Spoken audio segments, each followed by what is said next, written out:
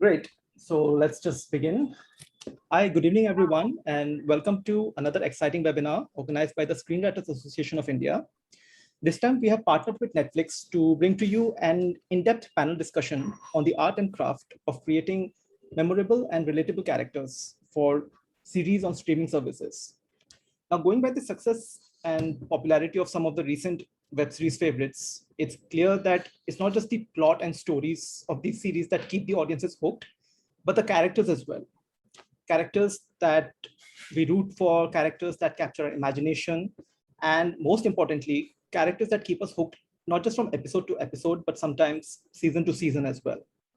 So to help us understand what goes on behind the creation of such characters, what's the process like, we have with us a distinguished panel today.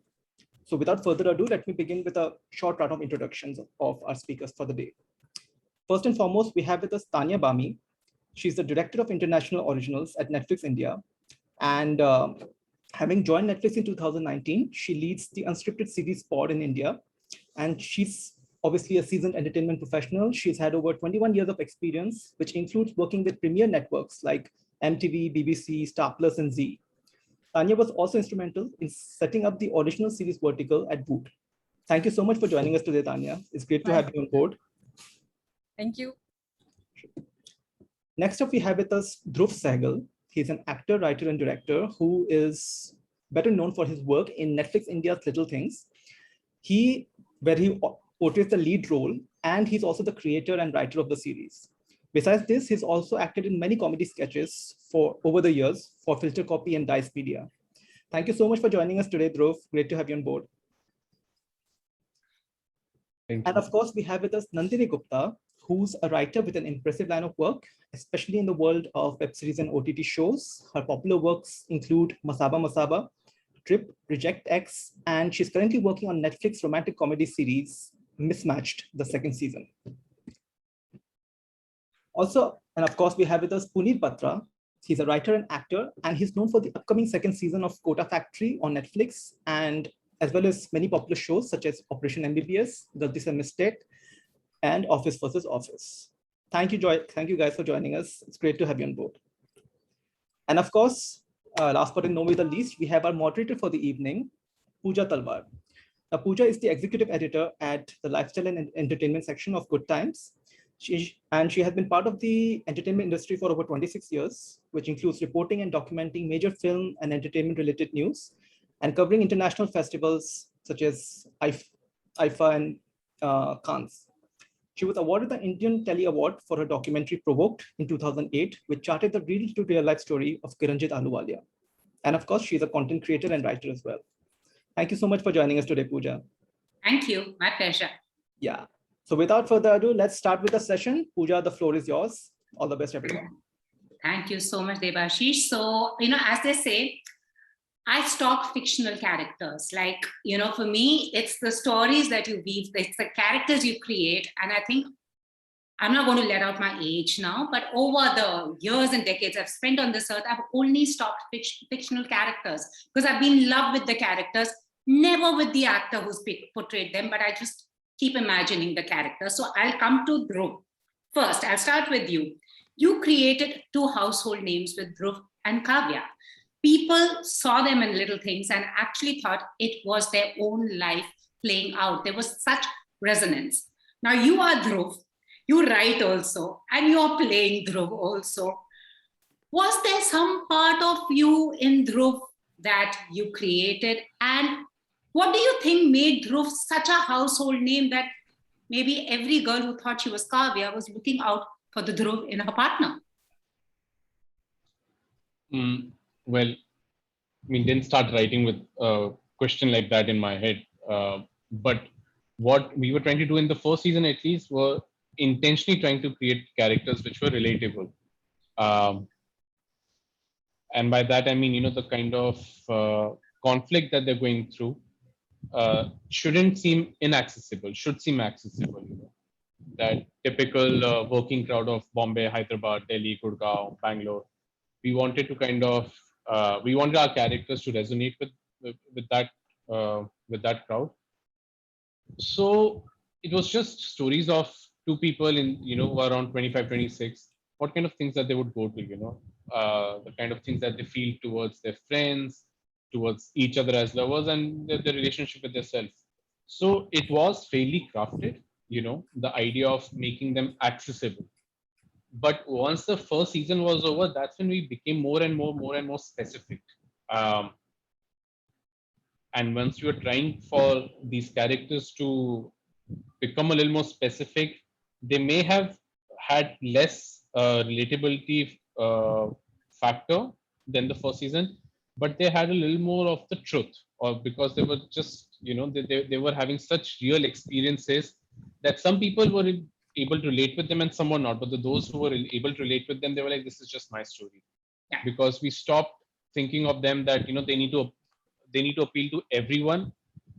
Instead of that, we just wanted them to just be very, very honest to their lives, and they can say and do things which are on the surface not correct, but at the same time they sound honest, like, they started lying to each other,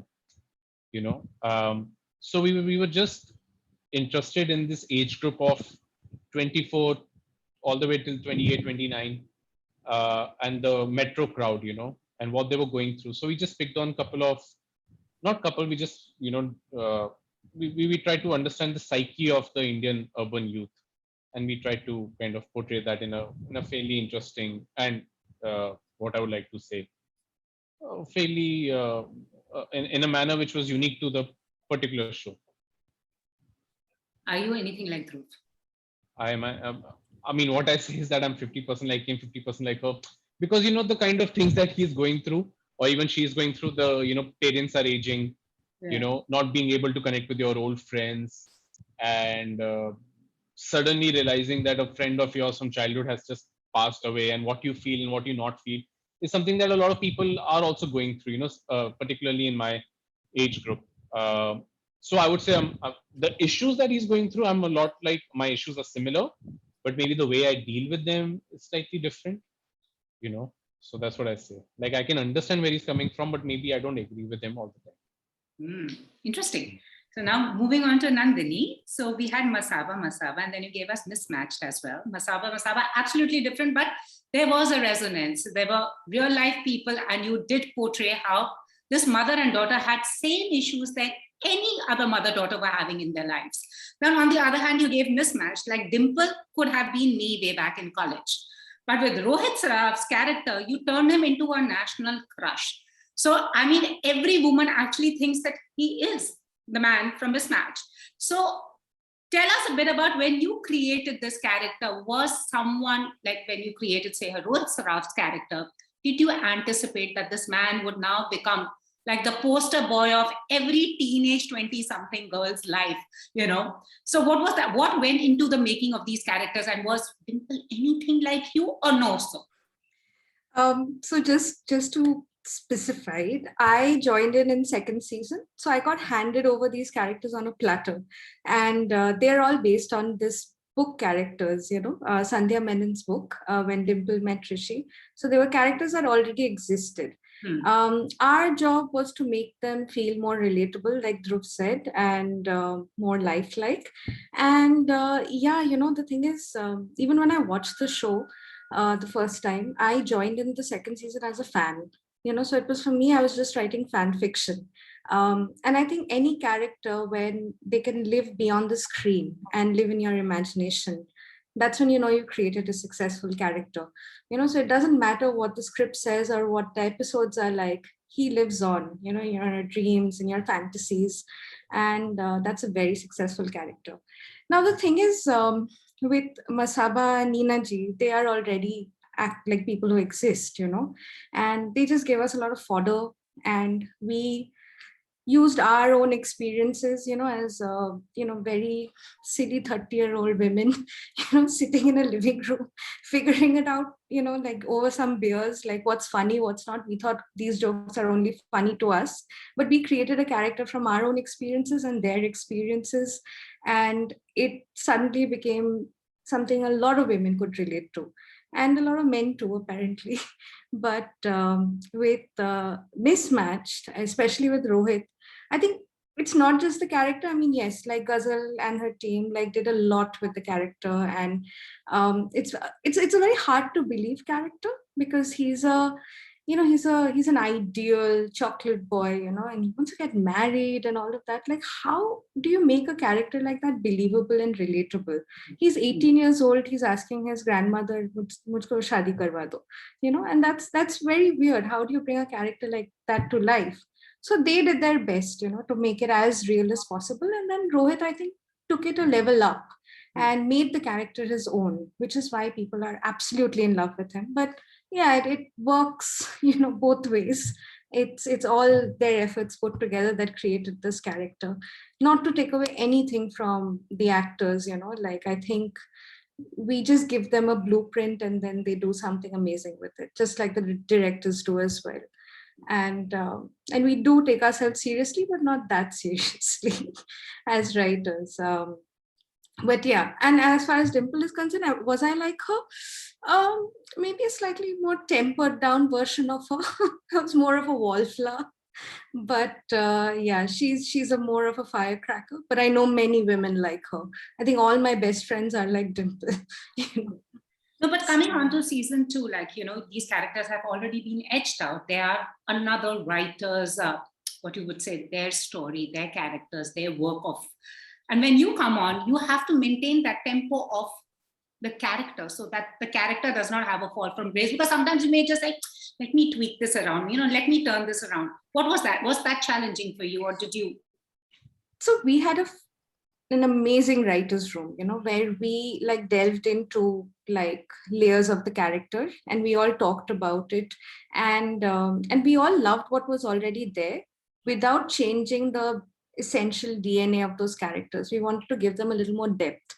So we kind of build a secret world of these characters that were not discussed. I think in season 1, there's a lot of exposition that goes in, you know, like you have to tell people where this character is from, what this character is like, and stuff like that. But in season 2, you can delve into other things a little more, you know, like certain personality aspects and stuff like that. Like Dhruv said, he went into specifics in, you know, after establishing these characters.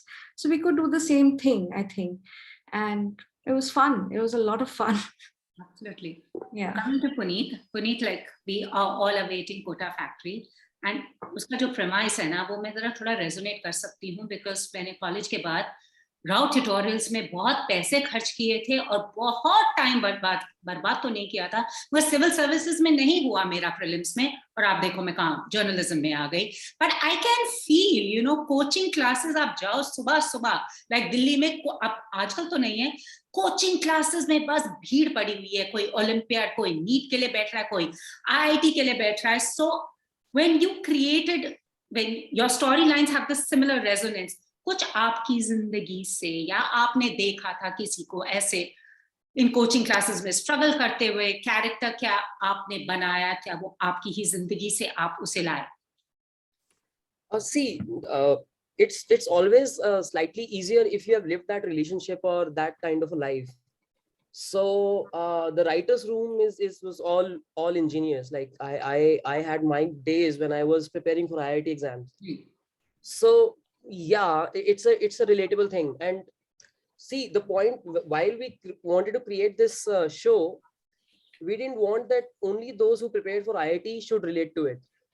It touches everybody who's prepared for any competitive exams in India. So that, you know, it actually takes the essence, like, you know, how much you have to work hard towards one goal, and you just forget everything else.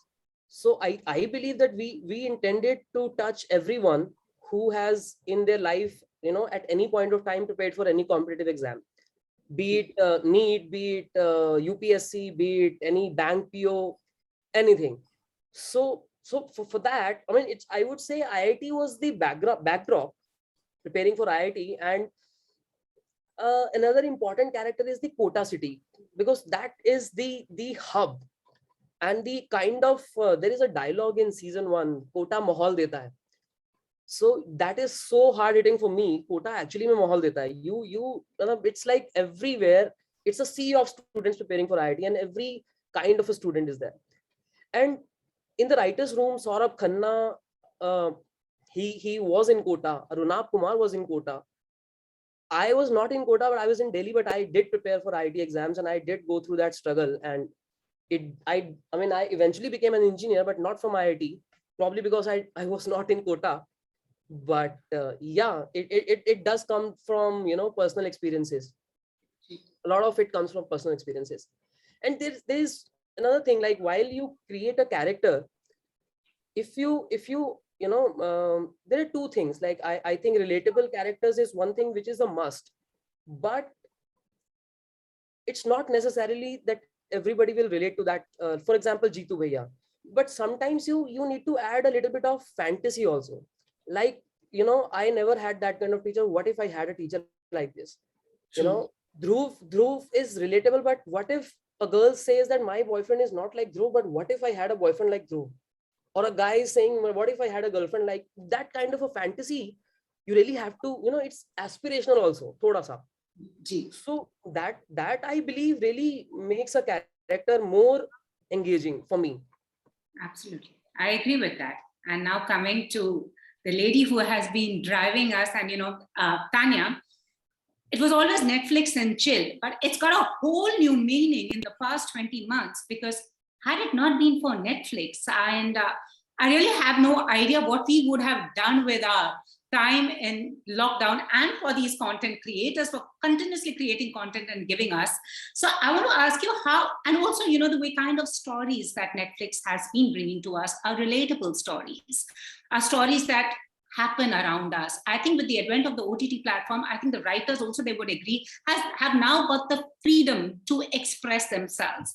So what has been the vision? And somebody's also asked this question for you. How do you pick a story? What is the process? Okay, first of all, thank you for all the love during pandemic and otherwise. And it is, like you rightly said, because of the writers we have here and many others who are making such amazing, stories for us. I think streaming has just brought that kind of newness and freshness in concept or format of storytelling. And I think it's about time and a long overdue that we all sort of collectively give a hat tip to the writers. It's their medium, and it's been so, I think the credit has been sort of not shared. It's been divided across various other heads, but the writers are the drivers of this medium. They are the creators, and the spurt in digital content in the country has finally acknowledged that it is the writers very often who are the voice behind the idea, if not the creator themselves. And this change has widened the scope with so many voices taking center stage, like Nandini, Dhruv, Punit, many of whom and many more who are responsible for bringing their best to us, touching the zeitgeist, and really creating that cultural moment that relates to whether it's the youth with little things, or it's the young adults who are giving exams all over the country. And I'd actually take that forward beyond what Punit is saying. It's not just competitive exams, it's just exams, whether it's competitive or not. I think just seeing Vaibhav, Uday and Meena doing what they do during exams and struggling with the kind of things they do, it's resonant with everybody. So yes, and of course Masaba and Neena ji and the cast of Mismatched and the characters of Mismatched rather, all of them are extremely relatable. How we pick a story, I think for us, we're open to all kinds of stories. We're keen to tell diverse, different stories. We're keen to have different voices bring their best to us. The way the process of a pitch is really like you reach out to us, and there are many modes through which you can get to us, and we can share details after this session. We scan through the ideas, and then once we pick a story that sort of fits in with the scheme of things that we have, the plans that we have. It's crucial for us that we have a clarity and I would say a clarity in vision. And then I think one of the innovations, and I think everybody sort of talked about it, is the writer's room, and that's come with the digital medium. We're very keen to have a room which is additive to each other's voices, and works towards the same goal, which is the vision, which is either set by a showrunner or a lead writer or a combination of the two. And that's really the way that we really grow the stories and build them into multi-season franchises. What's keen for us is that we build stories that really hold their own. They become events that we look forward to, whether it is Little Things or Kota Factory or Money Heist for that matter. That's really what we look for. Thank you so much. And it's also interesting, and now it's for all of you. Tanya, I'll start with you. What for you is the perfect pitch? And then also to the three writers here, how do they pitch their story to get the perfect platform? Okay, that's an easy one for me. The perfect pitch, I think, is where we truly understand what the vision is. What's at play in terms of the universe, the set of characters that will bring that universe to life. And we all know that for a story, a viewer don't really see the characters, they feel them. And for that to happen, there's a clear plot that's needed through which the character sort of goes ahead. So a clarity in vision, great characters that are either resonant or distinctly different from our sphere of reckoning, and a clear concept, idea, plot. I would leave that open depending on the the genre of the pitch. So to the three writers, carrying on from where Nandini left, is for you the pitch. What is the starting point? This has come from a lot of aspiring writers. Is it the character? Is it the plot? Or is it the context that's been given to you? I think it's all of it.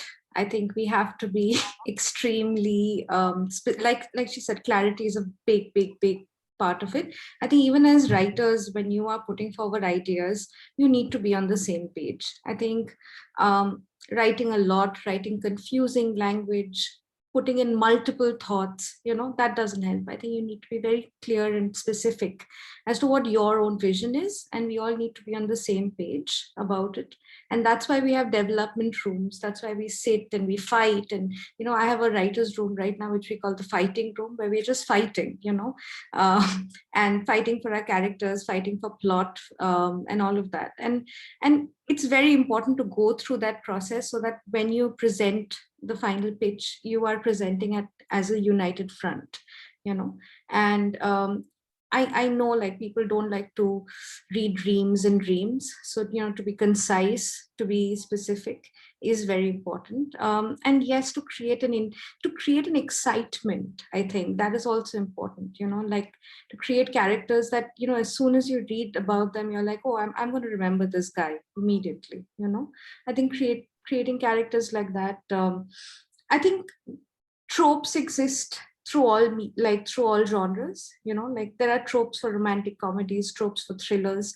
It's how you treat it is what makes it stand apart, So I think to create something with that in mind is important, and not get worried that idea to ho chuka hai, like instead of worrying about original ideas, you worry about how you treat an idea well, and create memorable characters and interesting plot points.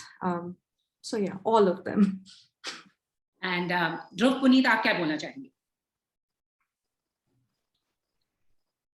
Dhruv. No, in addition to all of this, I think personality is very important to me, at least. What is the personality of the show? And how that personality comes out.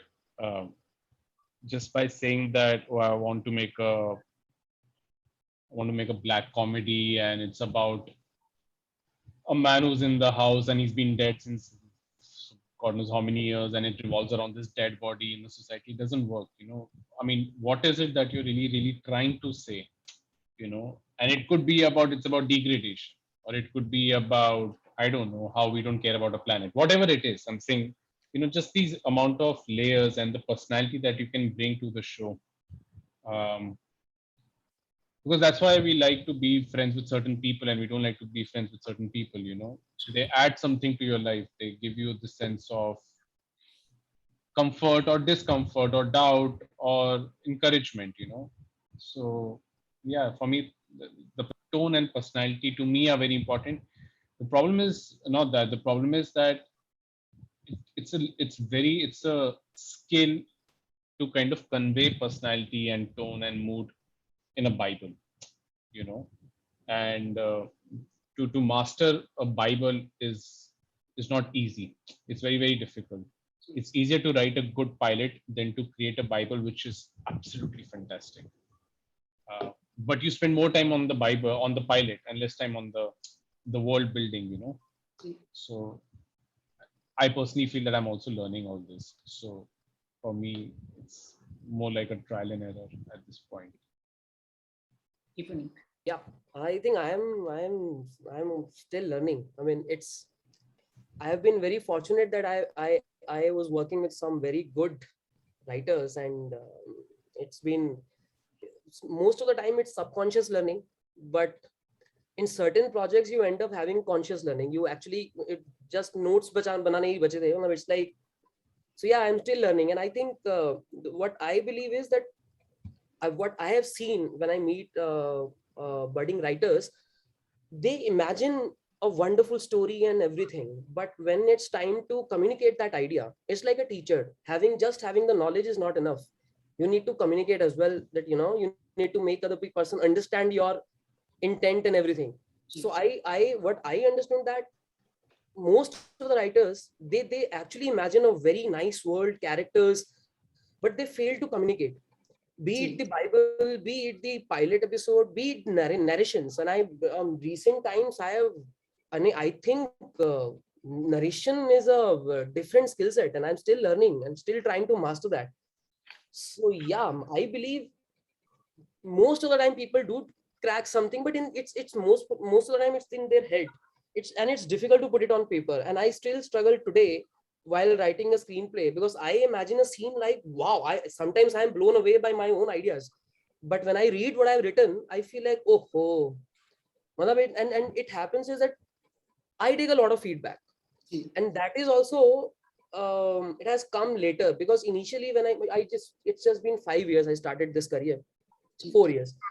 So initially when I used to write and I narrate it to anyone and I send it to any friend of mine who's an established writer and he gives a feedback, my stance is to be defensive. I'll start defending. No. I don't think you're getting it. But over a period of time, I have realized his intentions are good and I should probably listen to it. And probably I failed to communicate. I failed to put it on the paper. So I believe imagining is good, because all of us have watched so many movies and so much of content, international content. We have lived Bollywood life. I mean, I've been watching since childhood. So I remember I was in 5th standard. I wrote my first story called Kabristan Ka Chokidar. But but somehow you need to communicate also, na? You need to make other people understand. So this is, I believe this is a skill which can be learned, and I'm still learning. कब्रिस्तान का चौकीदार राम से की अच्छी film बन जाती है. Yeah, I mean, that was like, I don't want to tell you what year that was when I was in 5th standard, but yeah, a very long time back. Pooja, I just wanted to add one thing. Yeah, true. No, I think Nandini touched upon a very important thing where Bibles are not really about how many pages they are. It's more about how clear and how much they communicate. Like we have a session that we do with a lot of our creators, which is a good way to pitch to Netflix. And according to that, that's designed by professors who tutor in LA, etc. So there's a module that we've put together where a good Bible can actually just be about 30 pages long, and 30 to 40 pages, and that's the ideal length of a Bible. I think the key thing is, like I'd mentioned earlier, the clarity of the vision, and really the lens to apply to the characters is, why should we root for these characters? What should make us sort of watch them this season, episode on episode, and then season on season? What are they about, and what do they mean to us? So just wanted to add that nuance. And I'm interestingly that you did, because my next question was the same. Since Dhruv has just announced the final, the final season of Little Things, Nandini is coming up with Mismatched 2. Punit has got his Kota Factory. So this question was, how does one create that memorable character and maintain his or her arc through the season so that character does not lose his or her essence? with which you had begun your process? Well, at least in the case of Little Things, if you have a good first season, the people want this. There are two sides to this. There are some people within the team also who are like, let the second season be just like the first season. But you as a writer, you have to tell them, but I'm not writing the sixth episode. I'm writing the first episode of the second season. So there needs to be progression, but a form of an organic progression, not progression for the sake of chalo tumko kuch alag dikhaye. But it's about, people can grow and people can. So the idea is to be truthful to the character, truthful to the age, the circumstances, and the place where the character is finding himself or herself in. So the idea of, just this idea of being truthful to the character and just having a progression is very, very important to me, at least. Otherwise, why do a new season if you're not trying to say anything new? So that's what we've tried to do, which is why the show has also, in terms of the number of characters has also increased. And the way we are looking at the character from different perspectives needs to change also. So it just needs to breathe more and more. And it's okay if you disagree with it as an audience. But whether you agree that this is real or not is the question. Yeah, I guess that's in the case of Little Things. Punit? Yeah, Kota Factory season 2, we had already established characters. Like Jeetu Bhaiya was one of the very prominent character established. So, in season 1, he was, I would say that, he was like a Krishna Bhagwan to Arjun, like, solving all problems, mentor. And most of the time people have mentors in their life, or they want somebody like that person. So this is the connect. So maintaining that, but but it becomes you run a serious risk that it might be monotonous if your season 2 also is doing the same thing. You need to expand the universe. Sometimes you look at a different aspect of that character. For example, in season 2 we are exploring Jeetu's wants as well. Like in season 1 he didn't have any wants. He was just there, protecting the kids. But in season 2 his universe has expanded. He has some wants, he needs something, he wants to do something. So and it's a different lens to see Jeetu, different perspective, different aspect of his life. And that has to be, the season, this whatever we established in season 1, we have to carry it forward as well. So I think expanding the universe is very, very natural. Otherwise it will become very monotonous. Maintaining the that essence of the character which I've already established across the seasons. This is what I believe is really important. Yeah, so all of these, but also I think something I would like to add is like we build on emotional arcs. Like if a character started out at this point, how will his journey be in this season? Just to see like how in real life we all grow, things happen to us, how we react to them. So we build these emotional arcs and we set these kind of goals for ourselves. Like he started off being this, Rishi starts off as this guy who always puts the others before himself, at the end of the season, do we want to see him do something a little more for himself for a change? And if we have this like one little formula to guide us, we can build a story around the character. And like Punit says, his wants and his emotional growth. And that's, like for multi-arc stories, in fact, it becomes very important to be able to do that, to make sure some characters are round and some characters are flat. Then it becomes disingenuous when you're watching it. You don't connect to these characters as much, like, so even like secondary characters this time, like especially with Mismatched, we tried to give a lot of depth. And like I said before, like me personally, I like to build a secret life of my characters, that is not on paper. Like when I lie down and I go to sleep, I'm like, I wonder what he's doing, or I wonder what she's doing. Yeah. And would I go out on a date with this guy, and imagine that. So that becomes a big fodder for us, when we're writing it, like approaching it like a person from the outside. Sometimes that helps. And that entire development process is a lot of trial and error. Sometimes like I said, like because I joined in the second season, I didn't want to be that silly writer who comes and ruins everything. Like, that's not our Rishi, that's not our Dimple. I don't want to be that guy. So I was very careful to make sure that their essential DNA remains the same, but they don't they're not stuck as characters. They have ups and downs and evolution. That's all. When you watch a lot of dramas, कभी-कभी लगता है कि writer को ये character से बहुत प्यार है कि इसने इतने प्यार से इसको perfect बनाया है. And now, I'll start with Tanya, and it's to all of you.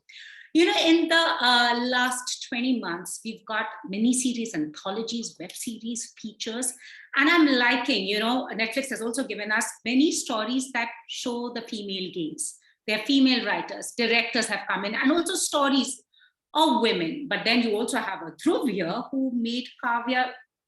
I mean, it was an interesting, though it came from a man, but she just seemed so relatable. So the female and male gaze, what have you observed now going forward?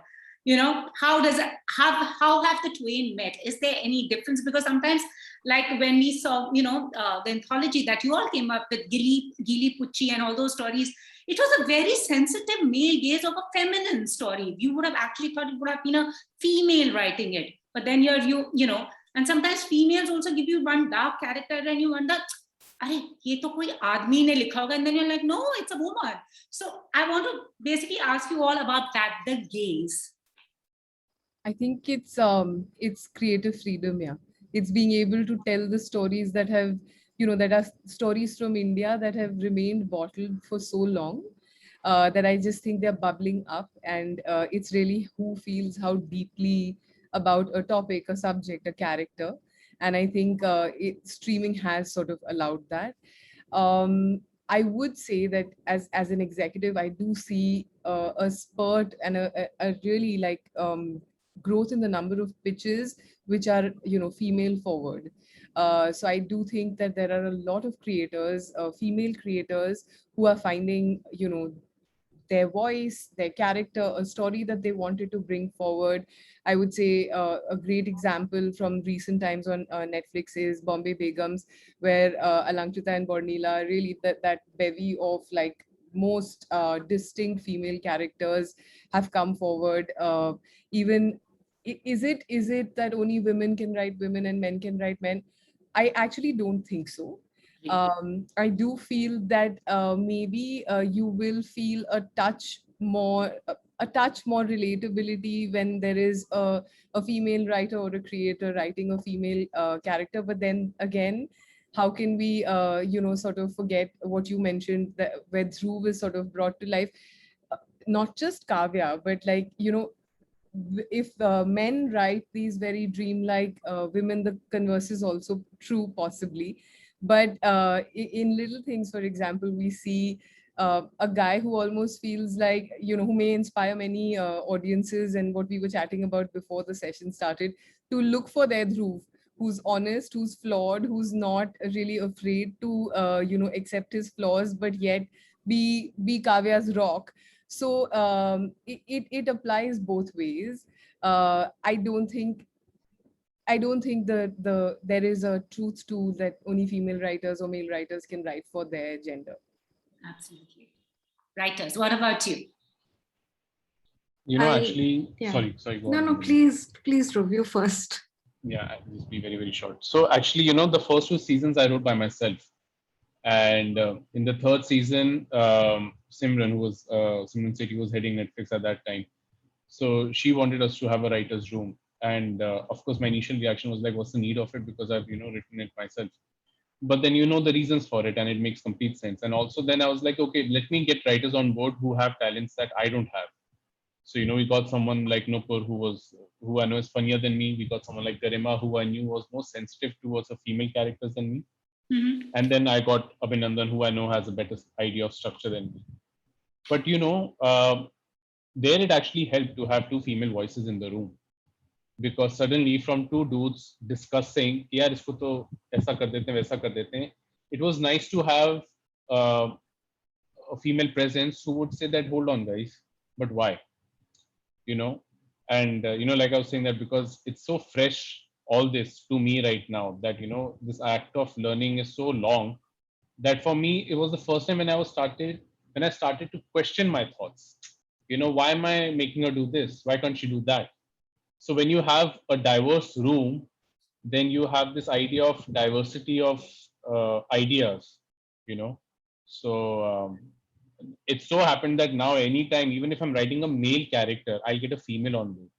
And even if I'm writing a female character, I'll also have a male on board. So it's just this idea of diversity is truly beautiful.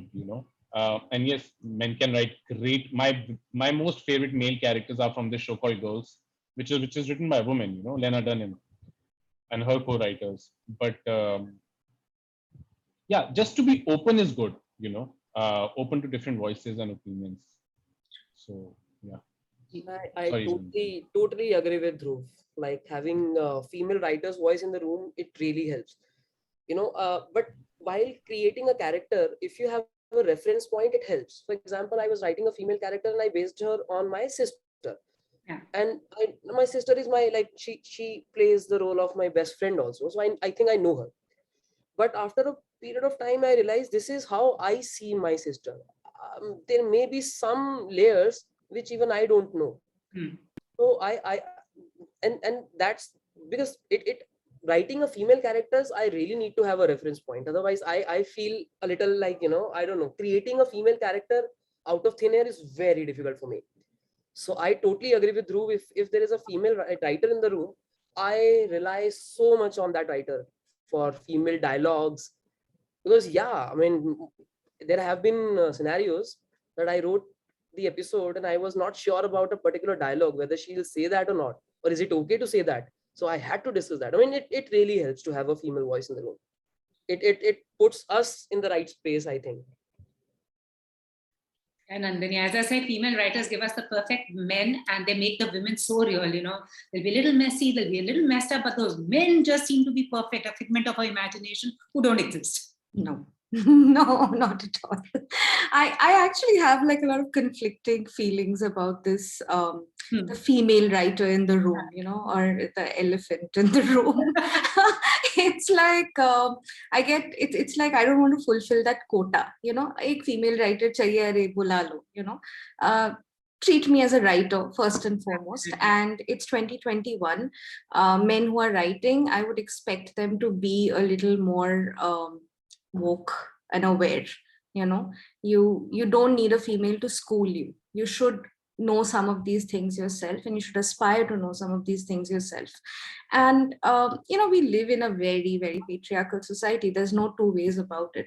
So even as female writers, sometimes it's hard to escape that lens, and like I'm writing in a room with two boys and two men, and I've had the guy tell me sometimes like, hey, that's very not PC, and I'm like, hey, I'm a woman, I should have got that, but it's up to all of us, in the room to be able to tell a story, to tell more female forward stories, and to be a little more aware of what kind of things are insensitive and what kind of things are okay, like you can't be so politically correct that you forego the plot, the story. There'll be all kinds of characters in your story. Some people will not be PC, some people will be awful. And how do you present that without disturbing, this entire gaze thing? It's a bit of a debate, I think. I mean, I don't want to create an unrealistic picture just to tell a female forward story, but there are still ways that you can empower your female characters in certain ways, through certain dialogues, through certain actions that they take throughout the thing, without making them Wonder Woman, But like Dhruv said, like Punit said, having that diversity always helps, and having that discussion and conversation always helps. But it's not necessary that adding a woman to the team will give you a perfect story or anything. I don't want to fulfill that quota alone. Yeah, that's it. I get that. And thanks to Netflix, who've given us so many stories that I actually don't even pay attention whether it's a male writer or a female writer. For me, it's a writer who's just given me the perfect show. So now somebody's asked a question. 2 questions have come. One is, what is it you do when a character is constant and does not have an arc? How do you deal with that? And the second is, what is better for a web series? Is it the character who drives the story, or is it the story per se? And then the characters come in. It's like a tapestry. You keep weaving them in.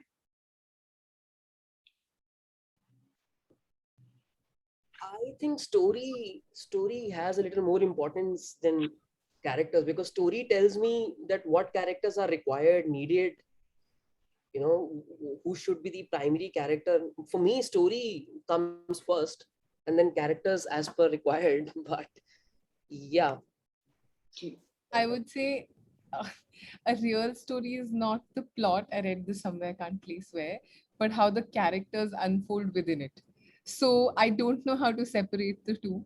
I don't think a story exists without its characters. And if a character doesn't have an arc, then I don't think the character really exists. Because if you don't have a place in the story, then you get left behind, however that may happen. So characters are the soul of a story. And if you don't have a story, then the characters won't have a journey, and it's pretty much a chicken and egg to my mind. But the writers are the are the experts here. I'll throw it to them.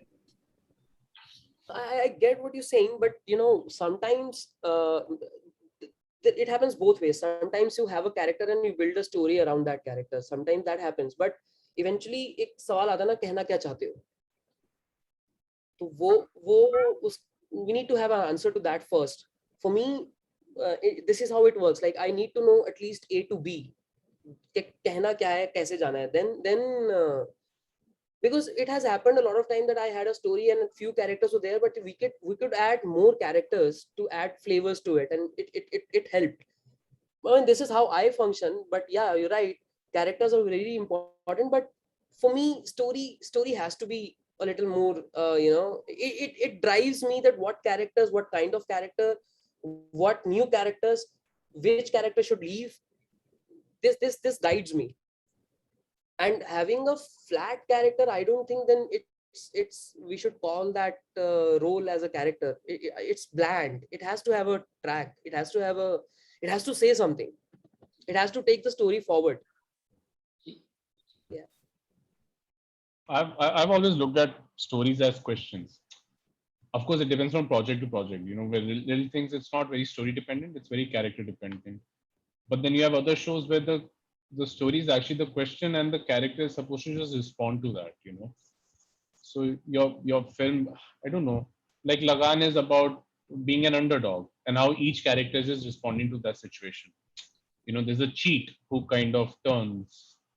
There's somebody from a lower caste community, how does he respond? And how does the village respond? So I don't know, it's this, yeah, of course, they go hand in hand.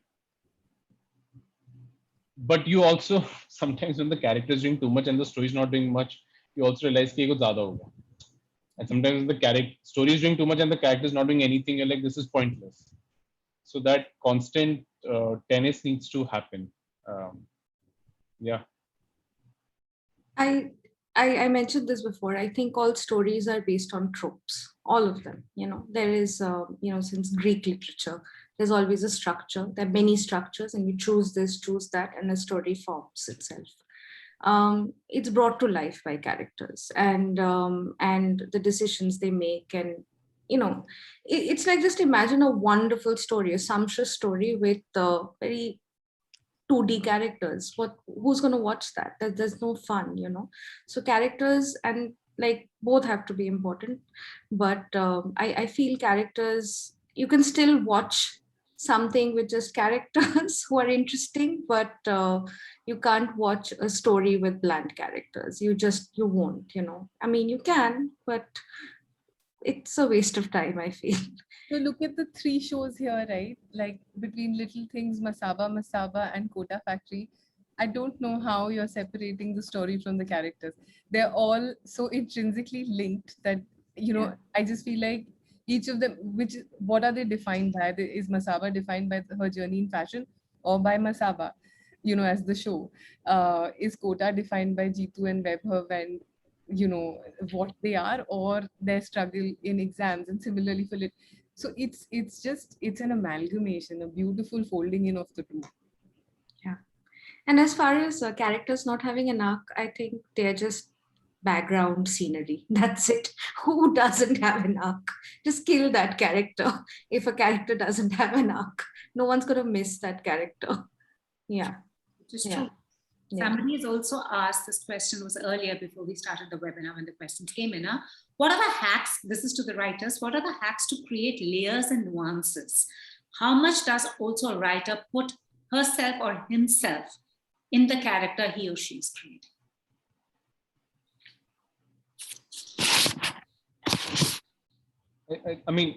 I think it's important to resonate with the character. Again, whether you disagree or agree with it, with him or her is a different thing. But there should be something about the character that should be fascinating, that makes you want to spend time working on the person. If you're bored of the character, then there is no point. So, it's important for you to find something about the character that is interesting, or that just makes you curious about him. Hacks to add layers. I don't know, man. There's so many of these techniques, but one thing that I have learned from this writer in US called Jude Apatow, he says something very nice. He says that in order for something to be original, it just has to be specific. So instead of writing a boy walks into a cafe, you just write a boy with a limp who's running away from the rain, enters the cafe, and as soon as he enters, the door creaks, and he's reminded of the creak from last night. So the more specific you can be, the more things can be added. But it should also not be for the sake of layering, just to show that, see, I can do layering. Because then, then it's the same thing. The story is here, but the character is here. And then you don't care enough then. So layering needs to happen for the sake of the idea of it being more immersive, as opposed to not wanting to disengage the audience from the show or the film or whatever it is. I think these hacks, I mean, everyone has their own process. For me, again, it's like imagining what this character is like beyond the script, beyond what we read. And it's fun, like something as silly as what's his zodiac sign, what would his personality traits be like? I like thinking about these things. What was his childhood like? Did he have any traumas? And you're basically therapizing the character a little bit and choosing, ye acha hai, ye interesting hai, ye dal dete hai. And as writers, it's always nice to be a little sadistic towards your characters. It'll just give you more to work with, iske saath ye hua, iske saath wo hua. If you do all that, then automatically thoda layers aa jata hai, but like Dhruv said, it has to resonate with the story in itself. It just can't be layers for the sake of adding layers. But it's always nice to imagine a little more than what you see, and maybe these things will never get revealed while when you watch it, but it's there very subliminally. It's there, when you've created that character, just a few little flares that you feel it when you watch it. Yeah, for me, I believe that I'm still learning. I'm very new to this thing, but it really helps me when I have a reference for a character. Like most of the characters I've created, I've always had a reference, from my real life. So it really helps. And adding layers to the character, sometimes simple characters also work. And I believe layering can be as simple as के how will that character speak, उसकी language क्या है, क्या वो बात सीधी बोलता है या घुमा के बोलता है. For example, से एक ही डायलॉग को ऐसा जैसे कि तुझसे बात करना तो भैंस के आगे बीन बजाना जैसा है. It could be very simple, but एक कैरेक्टर ऐसा ही बोल सकता है, अबे तू सांप, तुझे मैं सांप समझता था, तू तो भैंस निकला, कब तक been बजाऊं. So you know how will that character communicate, ये भी for me these are also layers कि वो बात कैसे करेगा. How does this character dress up, how does this character laugh. तो ये subtle layers, they make the character simple, not very heavy dose layers, but these also work for me, and it's really helpful for me if I have a reference for a character. So this is, I think this is a hack, I would say, which I use, and it's worked for me. And I'd like to add to that. I do this a lot with friends who have very interesting stories to tell me, or say something very funny happened to me. I either ask my friends, hey, can I use this for my character? This is what he'll do. This is what she'll do. And or something funny happened to me, I'll put it in, you know, like terrible heartbreak stories. Put it all into your character. I think this has spoiled me, like, you know, this has spoiled me. Like, there used to be a time when you contribute to the conversation and you enjoy that conversation. Now you're hunting for stories, you're hunting for characters. Sometimes I feel now when I'm chilling with my friends, it feels like that I'm looking for content. It's subconsciously. Subconsciously, and now it has been. Every person is a story. Every person is a story. And last, I don't know, 2 years since I've started, I don't know how many times I've asked, यार क्या मैं ये use करने वाला हूँ, ये तो बहुत सही है, क्या मैं ये ले लूँ भाई, चलेगा ना? So I don't know, and sometimes I feel ये क्या है यार, I'm not living the moment, I'm just focusing on this. So But that I can relate to this. I agree with that. And Tanya, a question has come for you, and then I go on to the writers. Is how do you filter scripts at Netflix? And when these writers do approach you, sometimes maybe they have a film script in mind, but you feel it's a web series. Sometimes they have a web series in mind, and you feel, hey, it's more suited for a film. How does that happen? I think it's just a creative assessment, you know, of the idea. Like I said, for us, it's important that we're keen to build a slate, and we have built a slate. If you would have seen the announcement earlier this year, we have about, you know, in just 2020, we have about 19 plus titles that are coming out across series, films, docus, non-fiction, etc. So the slate is diverse. I think there was a meme from long back that Netflix is about dark content. I think we've been very careful and very mindful that we have a balanced slate which has diverse genres that are catered to, different moods that are catered to, and most importantly, it's distinct storytelling. So I'm sorry to sound repetitive, but you know, that clarity of vision or thought or idea, what is it that we're aiming to do with this film or this series is very crucial for us. Where that series or film sort of fits into our plans is something that we can only assess once we read. We don't, while we're open to, you know, any level of a submission, however cooked or uncooked it may be, but the better cooked it is, the better placed we are to be able to assess the idea that's being, you know, submitted to us. So I would encourage, you know, baked ideas. But if it's a nascent thought for a dipstick, whether we'd be interested in doing something lateral, I totally understand that, because it is a lot of investment from the part of the writers to actually put together something, and we are deeply appreciative of that. Do our pitches cross boundaries between, you know, scripted films and series? Yes. I don't think it has happened too often.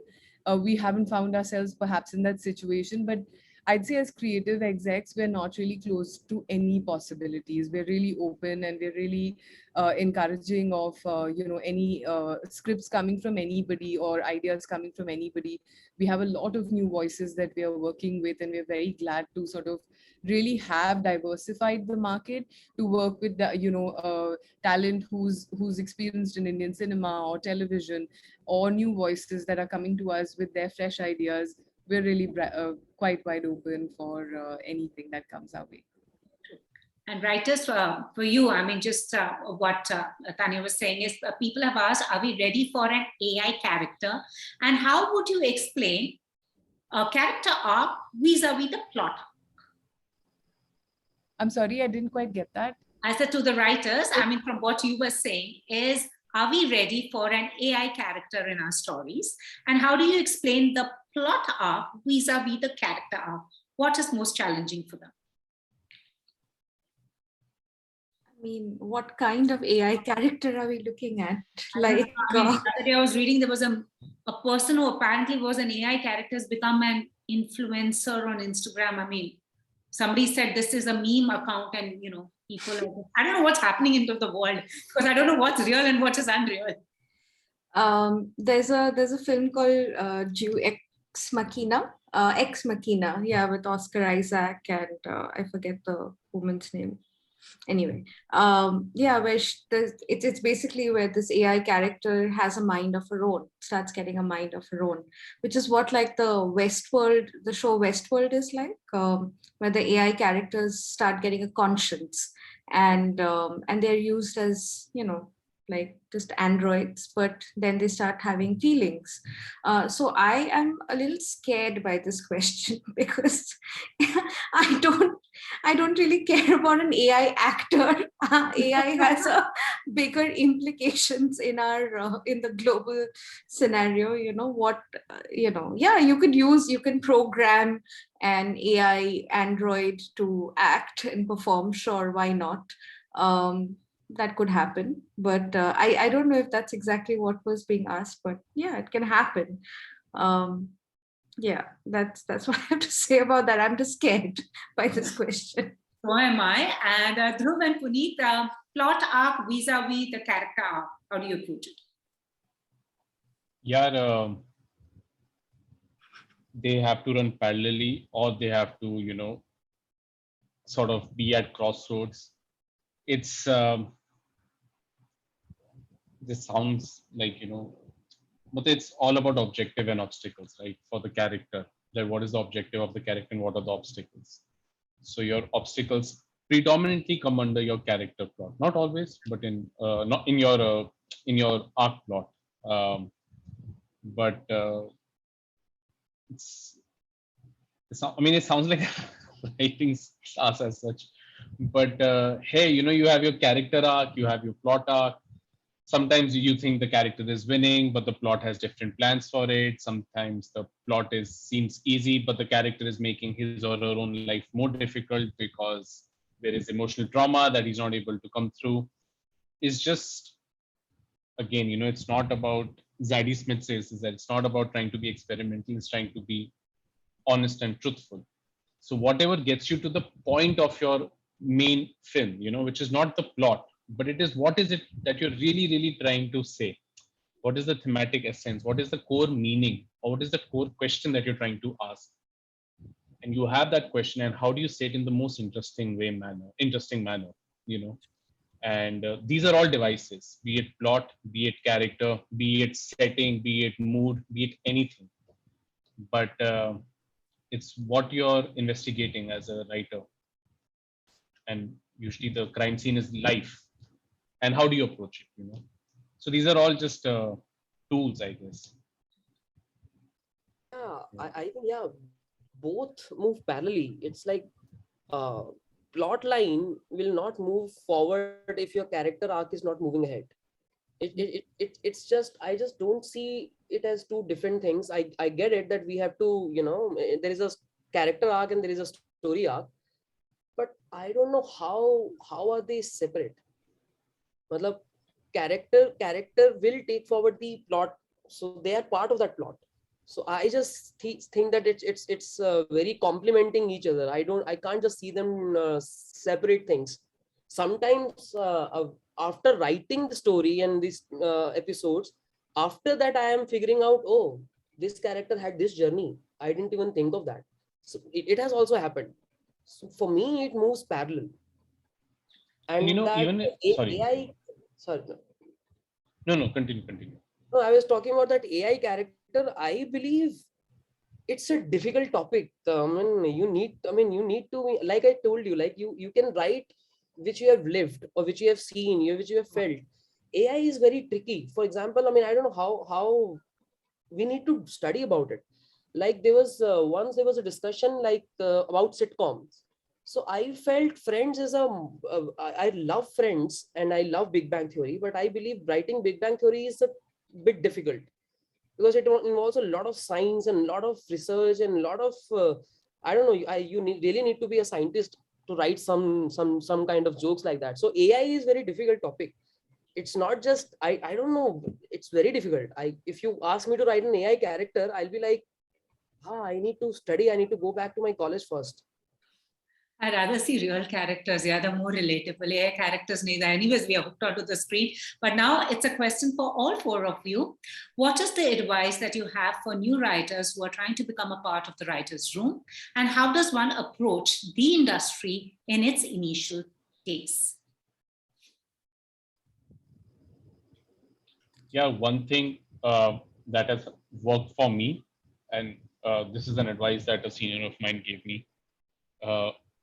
It is to contact the writers or the director or whoever you want to work with and just shooting an honest email or an honest message as opposed to, hey, love your work, let's meet or let's hang out or let's talk. Like if somebody genuinely critiques my show, and I don't care whether they like it or they hate it, but if they're genuinely interested that I think this is nice, and or I think this was bad, and I think the person who's reading the email should feel like this could be something interesting. This need of having an interesting collaboration is what should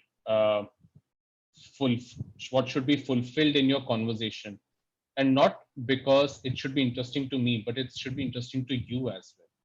So it should not just seem as an opportunity, but it should seem as growth for you as well, and not like an entry level or ye to passport hai mera.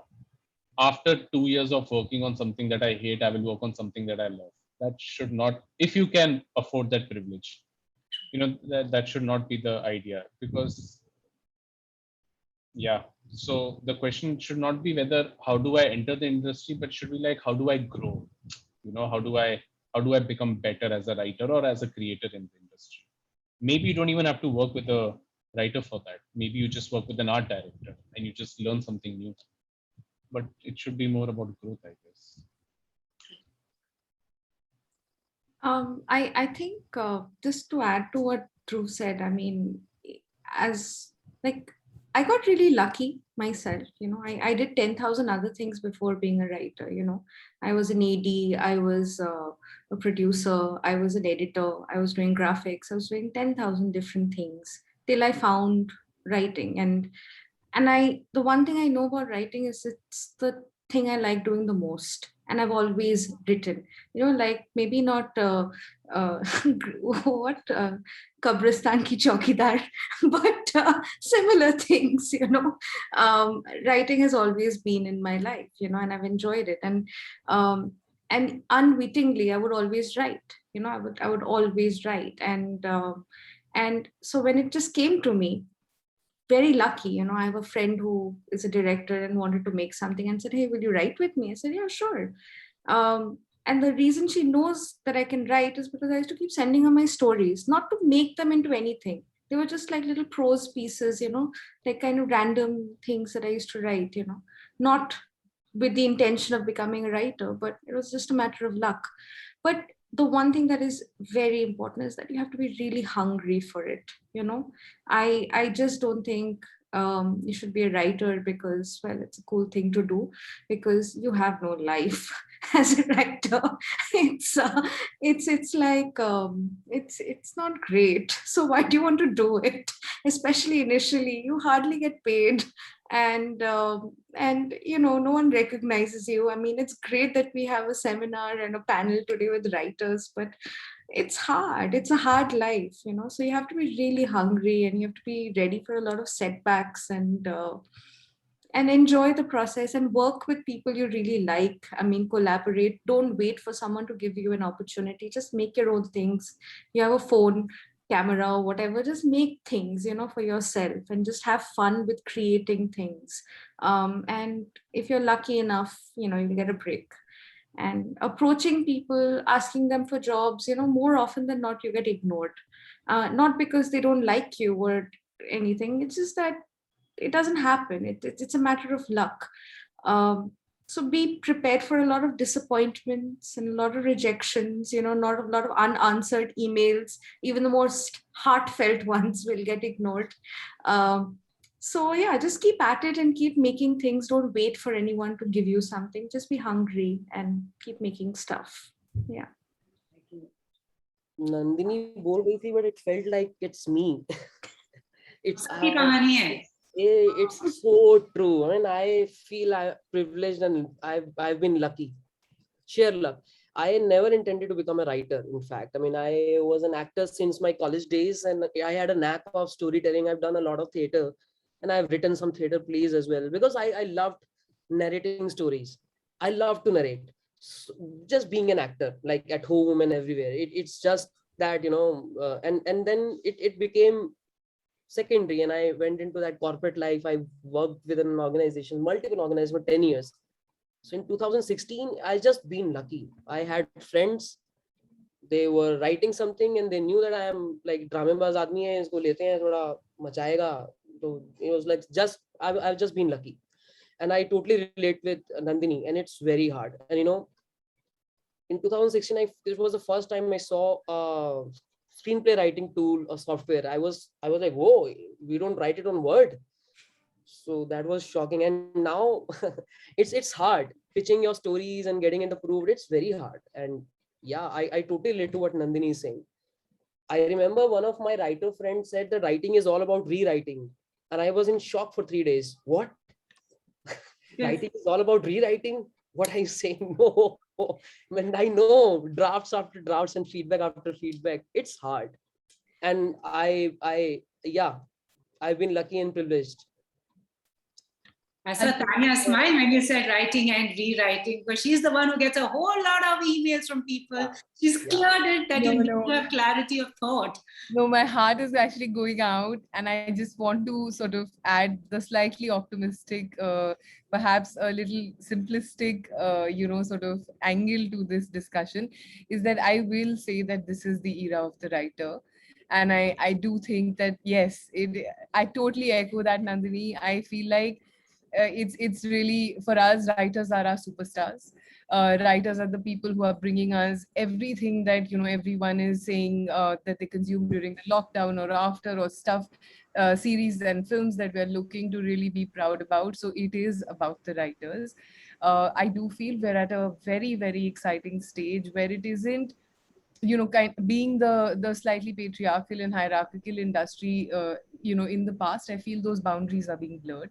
I feel there's a big tidal sort of change where it isn't about what your background is or who you know or how many series, films, or whatever experience you may have. I think it is really about the idea you have. So I would echo what everybody's been saying, and I would say that I don't think any idea is small right now. Definitely not. There's a burst of opportunity between all the platforms that exist within the country, whether they are local platforms or they are platforms like ours, who are looking to really open, our gates to stories of India. So no idea is small. Please don't shy away from, curating your idea, putting it together, clarifying what your intent is with that film or with that series, and don't shy away from sharing. I would say whether you share it with fellow writers or people or you mail it across to a platform or an executive, don't shy away from that. It really is about the idea. Absolutely. And here I want to add something, Tanya, because I've been reporting for 26 years. You only had writers included if it was an ensemble interview. I'm talking about back in the day. With Netflix, what I have noticed is writers are included in the interviews. They have a separate writers panel. You have curated shows. Your teams call up saying, you're doing a separate one with the writers, or the actor with the writer, because after all, the writer has given vision to this person's part. So this is something I want to thank you, because it's really nice, because now everyone says content is king, and guess who's creating the content? Our writers. So, I mean, that's really amazing. And I want to ask you all, who is your most memorable character? The character you was like, I wish I had written this character. Are ye to main hu. Who is that character? Not the ones that you've created, otherwise. बहुत सारे हैं. Jesse Pinkman, like big Breaking Bad में तो बहुत सारे हैं. Like Jesse Pinkman, I love Skinny Pete, I love Badger. Or मतलब I mean it's a list is unending. Like there are a lot of characters. I think you can it तो खत्म नहीं होगा. Too many characters. For me, it will be Tony Soprano from Sopranos. Joey, I don't know when. I mean, I should go on mute because I will not. I love Shefali Shah's character from Delhi Crime, Vartika Chaturvedi. She needs to solve such a brutal case, but she has this personal goal that she needs to prove to her daughter that her country won't fail her. I love that. I love Jeetu Bhaiya, who doesn't fail to help the characters with their IIT prep, but also I think like students, and I said this, students across. I love Berlin from Money Heist. He's charming, he's mysterious, and he's annoying. And he's the badass version of the professor, which is just exciting. Then, and of course, I want to add that Dhruv is a favorite for all of us at Netflix. We enjoy the balance, and sometimes the disbalance he maybe brings to Kavya, and he's honest and flawed, and he's not afraid to accept that, and that he's making a mistake, and he may not be the perfect partner, and just that makes him perfect. And I think that's not just like a hat tip to the writing and the characterization, but also the performance Dhruv. So really love it. Again, lots. But there's a very, like everyone like cited like quite intellectual shows. There's a show I watched called Supernatural. It ran for 15 seasons. I love it so much. 15 seasons, that's a feat. Wow. And there's a character called Dean Winchester, who is one of the best written characters in television history, I think, and very underrated, and only the fans know about him. So I just want, pardon? Second character is also from Supernatural. Second character, sure, why not? Castiel from Supernatural. I'm just being a Supernatural representation here. I love that show, and Dean Winchester is a fantastic character, and lots of fan fiction about that dude. So that's a testament to a good character. Awesome. Yeah. Thank you so much, all. And I just want to tell you, writers don't give an open end. People like me spend nights thinking about what could have happened to that character. So I was complete, definitive though, but none of you agree. You always give an open end. So, but anyways, thank you for just giving us this amazing universe, because they say, writers basically want to hold you in the world of their works, which you all do.